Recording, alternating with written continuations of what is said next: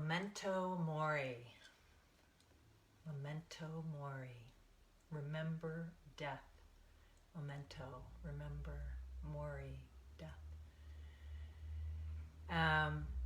Using death as a teacher is a component of many traditions, many meditative traditions. So basically, as long as human beings have been recording our thoughts and our modes of creating spirituality, this contemplative exercise, thinking about death, has been part of that. So we can look at the ancient philosophers, the Stoics, who very much considered Memento Mori when as part of their practice, their philosophical practice, spiritual practice.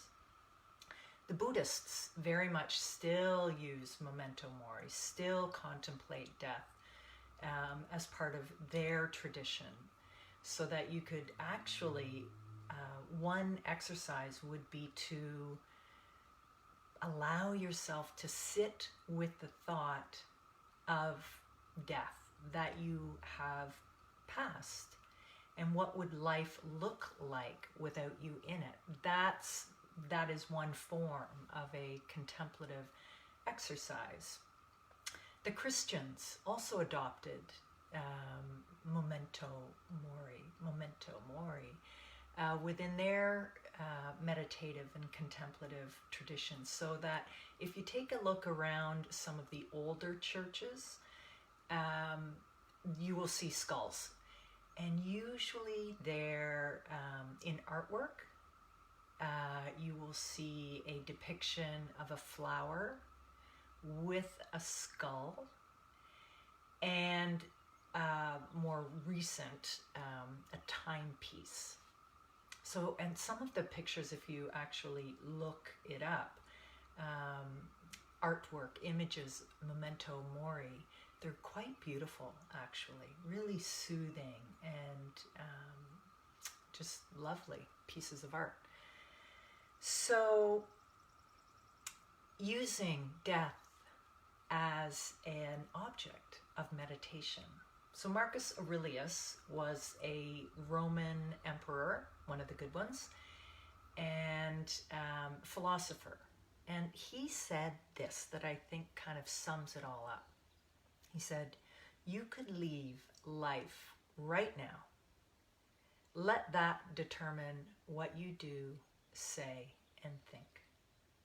So that's the purpose of Memento Mori.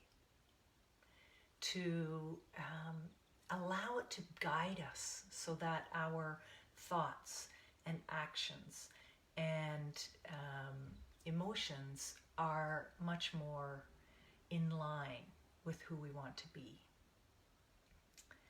So including this in your practice does create greater focus and a sense of purpose, and living within our own sense of integrity. What is that? What does that look like? It also gives us a fresher perspective on the brevity of life, the preciousness of life. That's the purpose. For us to be conscious of our very short time here. And if we think of death only in terms of it being scary or creepy or depressing, then we're missing the point. By considering that part of life, by considering death, we break down some barriers, some thoughts that might be fear-based, some that create anxiety. We don't want to think about it. We don't want to think about death. But from my own perspective, when I was challenged with that very prospect, I had to come to terms with it. And once I did that, I felt a great sense of release and acceptance. It was a really powerful shift to go from this clinging at life to recognizing that life is short and precious. And it was up to me to fill whatever I had left of my time here. It's up to me to make it of value, of worth. So I have a book, just before we go into meditation, I have a book called The Daily Stoic, which I highly recommend. And the author of that book, of this collection of philosophical insights,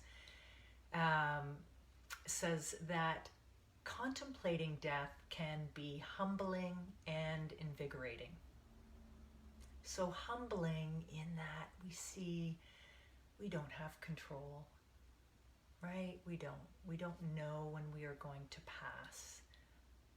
But it can be, if we choose, invigorating when we really create a focus to live our life with great integrity and purpose and passion.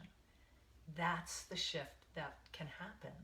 That's the power if we choose to allow that into our practice. So allow yourself to get comfortable. Closing the eyes.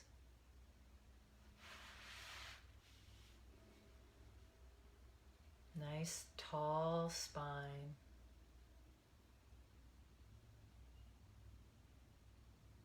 Relax here, settle in.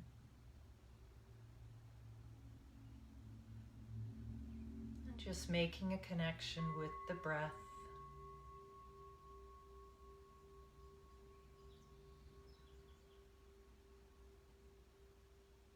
Simply witnessing the breath.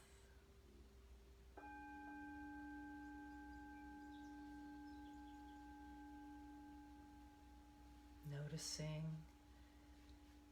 the air as it arrives in the body and leaves.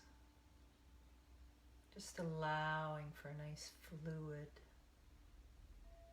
rhythmical breath.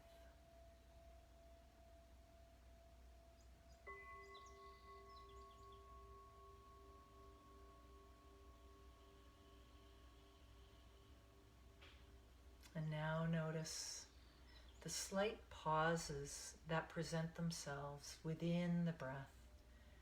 So at the end of an inhalation, notice that slight pause. And at the end of an exhalation, notice that pause.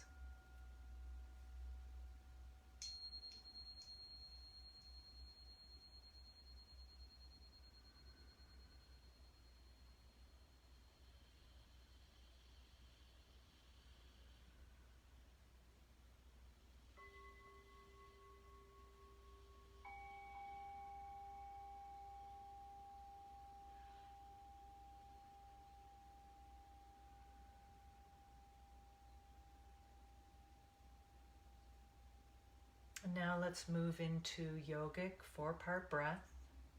So we inhale to the count of 4. We hold for the same count.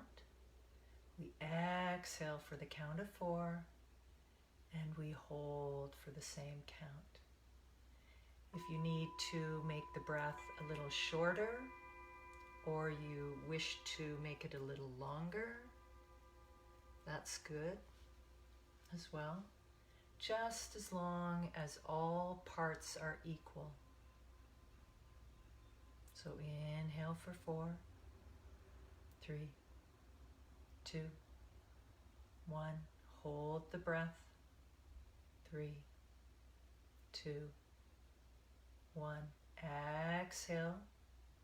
3, 2, 1. Hold here. 3, 2, 1. Continue at your own pacing.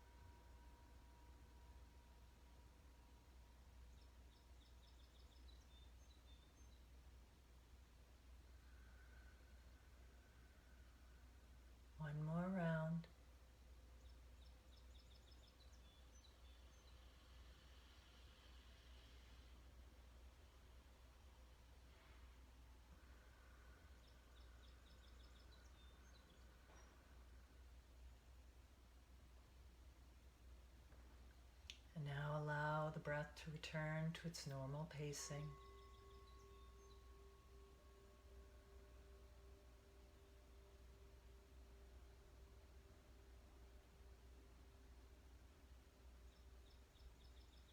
And let's move into Sukha Shunya, a very calming, centering breath practice where we inhale alternatively between the nostrils and the mouth to a count of 8. We hold for a count of 8, and then we exhale in those same breath patterns, alternating between the nostrils and the mouth. So it's inhale, hold,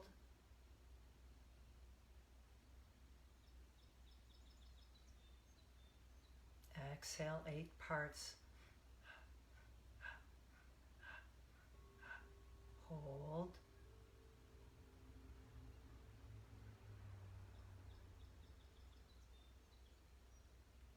inhale,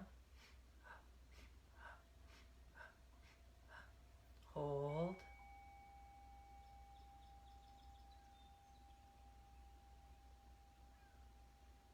exhale 8 parts, hold,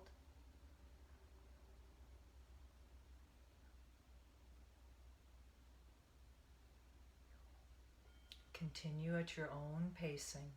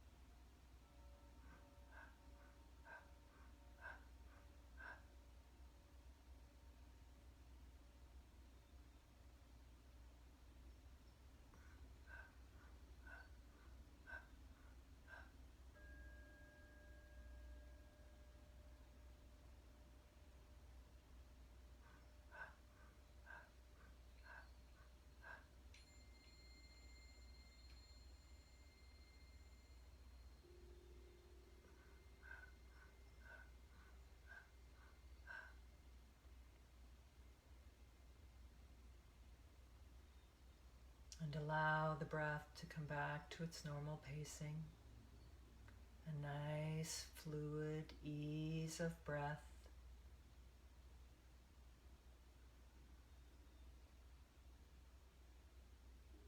And we'll finish our meditation today with a mantra meditation. And today we will use the mantra so, hum, so, hum.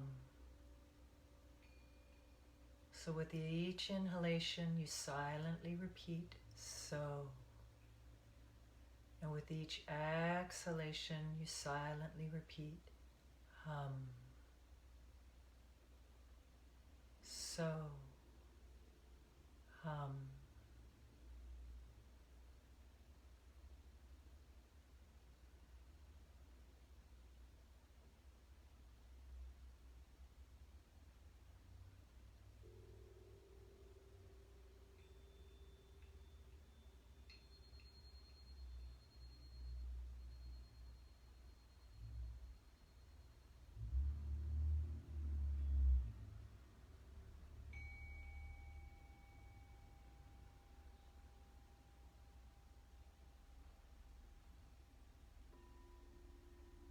Stay with the mantra, just a few more rounds.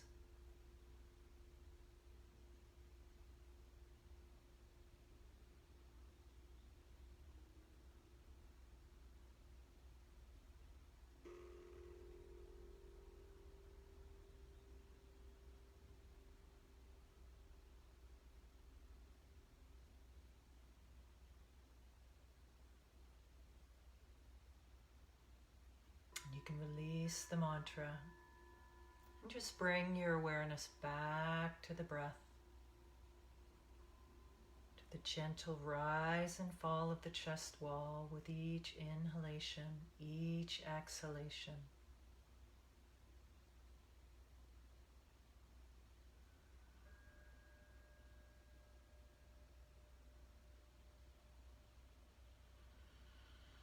Noticing the ease in the body, the ease in the mind.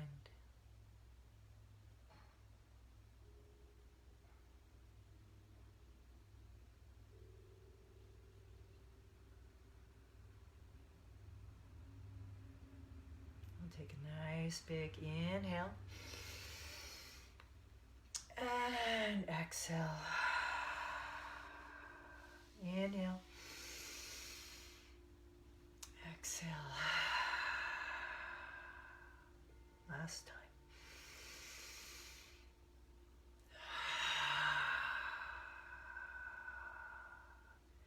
Allow the eyes to open.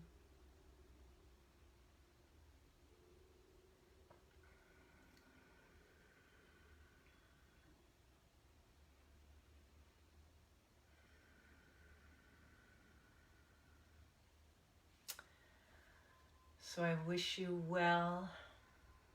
I wish you moments of peace and clarity and calm throughout your day.